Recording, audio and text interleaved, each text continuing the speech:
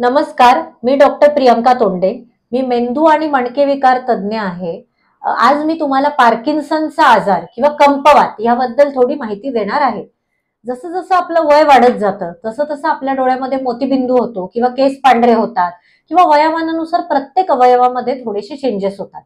त्याच पद्धतीने मेंदूचीही थोडीशी झीज होते आणि मेंदूमधलं डोपॅमिन नावाचं हॉर्मोन हे थोडंसं वयामानानुसार कमी होतं आणि त्यामुळे हाताला थरथर होणे, स्लोनेस होणे, काही जण ऍक्टिव्हिटी ज्यांच्या स्लो होऊन जातात, चालण्यामध्ये फरक पडतो, चालताना हात न हलणे, असे सगळे त्रास सुरू होतात. ह्याच त्रासाला पार्किन्सन असं म्हणतात. तर पार्किन्सन ह्या आजाराची खूप चांगली औषधं उपलब्ध आहेत.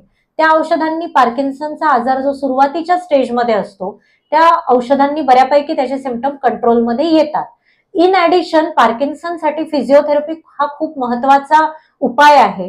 पार्किन्सनचे फिजिओथेरपीचे काही व्यायाम आहेत, जे व्यायाम आपल्याला रेग्युलर बेसिसवर करणं अतिशय गरजेचं आहे.